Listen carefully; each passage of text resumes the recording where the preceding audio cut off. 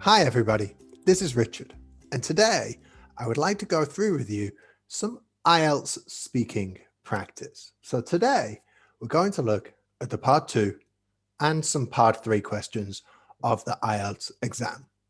We're going to look at a specific topic. Today we're going to look at markets and shopping. So we have a little bit of vocabulary and some great sample answers for you to see what is expected of you in this exam. So without further ado, let me share the screen. Let's go into it today. Okay, here we go. So this is our question for the part 2.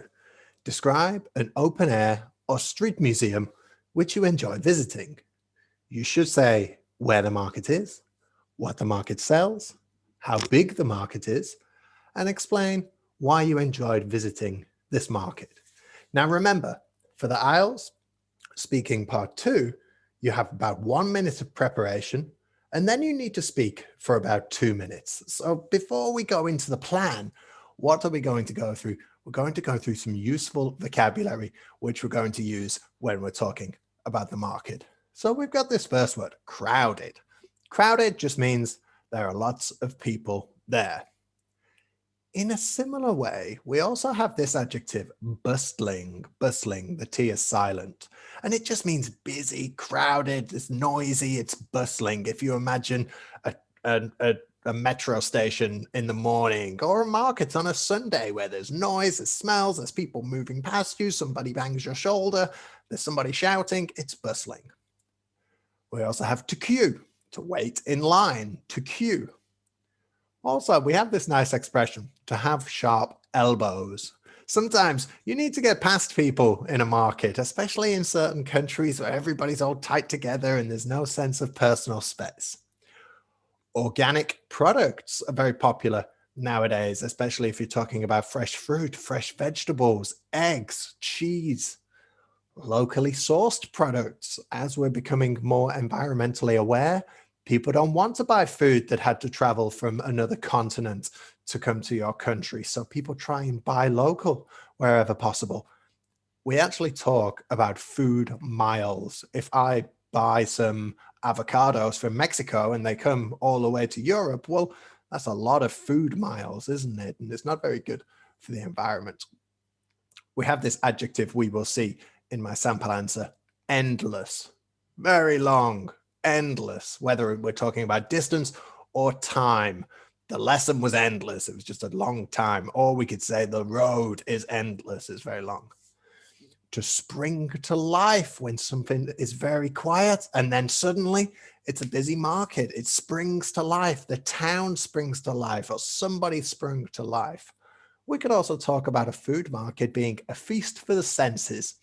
Great smells, great sounds. It looks really visually appealing as well. So a feast for the senses. So let's have a look into my sample answer. I live in a fairly sleepy town. It's one of the reasons I chose to base myself here. However, I really look forward to every Sunday when the main street springs into life for the weekly market.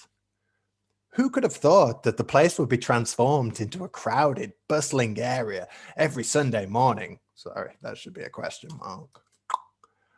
Walking past the endless stalls is a real feast for the senses. There's a huge range of cheeses, fruits, cured meats, vegetables, flowers, plants, and so much more. It isn't always a relaxing experience, though. It's noisy, with the stall holders trying to make themselves heard over the general din. Din just means sound. You might have to have sharp elbows to get past people too. One of the things my local market prides itself on is the quality and origin of its food. For the most part, the fruit and vegetables are organic, which, although this might cost you a little extra, you will be thankful for it once you taste it. My market also tries to be environmentally friendly. It tries to find locally sourced products to reduce the food miles involved in the whole process. Of course, this isn't possible for all products. I'm not sure how successful growing pineapples or coffee will be where I live due to the climate. I do appreciate their efforts though, as I try to have as little carbon footprint as possible.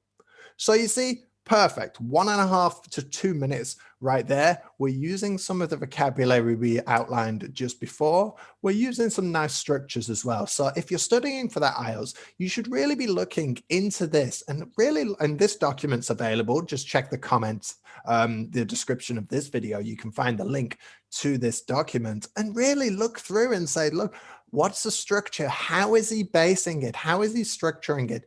You need to find your own style with this stuff. Sometimes it's going to make you more confident when you do the IELTS, because it could be any subject you could be asked about. So really have a look at the style, look at some of the sentence structures. Can I use those sentence structures when I'm talking about something else? Of course you can. So really have a look through that. Let's go into a part 3 now. Let's have a look at our first question. Do people in your country enjoy going to open-air markets that sell things like food or clothes or old objects? Which type of market is more popular? Here's my answer.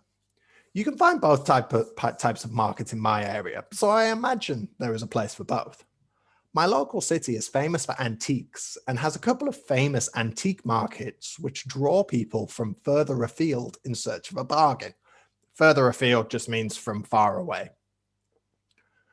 The food markets are normally frequented by locals, and practically every town has one at least once a week. I do see some tourists mixed in from time to time. On occasions, there are some different types of markets. We call them flea markets, where people like you and me set up a stall and try to sell some of our old stuff. I've never done it myself, and I've never found a bargain. But I have heard stories from friends who found some rare vinyl. Yeah, they found some Pink Floyd, like from the 1970s, like very good quality in one of these flea markets, and they didn't pay a lot of money. So that's a nice answer right there. It's descriptive. It's me giving my opinion. It's me talking about my experiences as well. It's personalizing the answer. Always try and do that. Even if your experience is not the perfect answer, try and use your experience. It's going to make you more personal. It's going to make more of a connection with the examiner. Let's have a look at our next question. Do you think young people feel the same about shopping at markets as older people? Why is that? Now, as you will see in my answer, I don't really have a definitive answer, but I do mention some good ideas and some good points. I would say shopping at markets is probably something you become more interested in as you get older. It was certainly the case with me. When I go to my Sunday food market, I see people who are primarily responsible for buying the food in their house, which might not always be young people. However, if you go to the famous Camden Market in London, you'll see lots of teenagers perusing the wares on sale. Perusing means examining, looking at, and the wares just means the products on sale. I suppose it depends on the type of market and the goods on sale. I would say that younger people are more likely to use some of those online marketplace websites that have popped up in recent years. So as you can see, I don't have a definitive answer and say, okay, it's definitely this is why, because I don't know the answer, because they don't expect you to know the answer to everything. Excuse me. But what I'm saying is, well, this is my experience. This is what I see in this area. However, this is what I see in this area. In Camden Market, it's full of teenagers. So if you look in different places, plus I mentioned the online thing, which is quite popular nowadays. So I don't have a definitive answer, but I'm saying, look, this is what I see here. It's what I see here.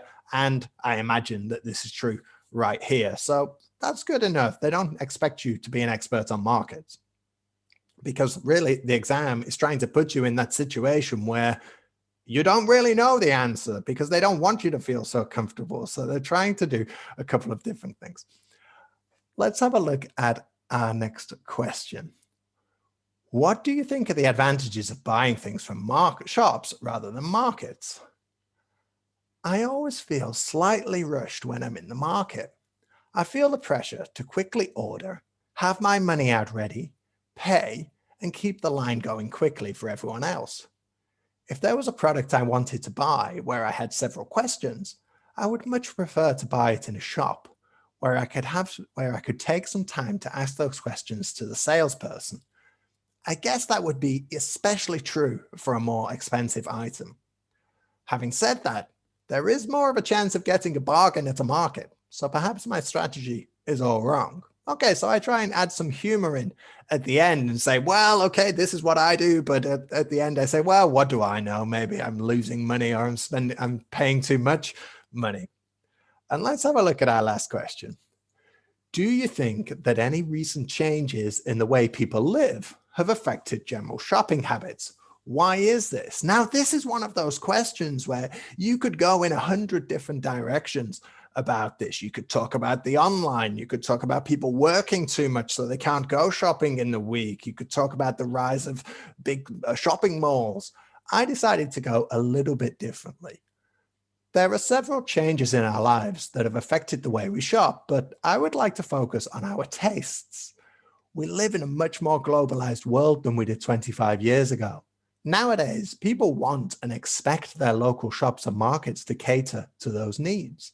For example, when I was a child, eating Italian food was seen as a luxury, and nobody I knew had ever dreamed of eating Vietnamese food. Nowadays, these dishes are much more common, and our shopping habits and choices have changed as a result. That's absolutely right. I don't know anybody when I was a child in Manchester in the 1990s who had ever eaten food from Vietnam or Korea or anything. You maybe eat some Italian food, sometimes some Indian food, some Chinese food. But nowadays, you can eat food from Brazil, you can eat food from South Africa, you can eat food from Myanmar. You can probably find it in your local supermarket as well. So things have changed. That's probably affected our shopping habits. So let me just stop the share screen. As you can see, a couple of great examples of some part 3 questions, a nice example of a part 2 question as well. So like I mentioned before, you can find the link to this document in the description of this video. Please click the link and check it out. It's open access for anybody. Try and take some of those structures from this in your preparation for the IELTS exam. I hope that helps everybody. If you've got any questions, write them down in the comments, and don't forget to like and subscribe. Good luck, everybody. Have a great day. Thanks.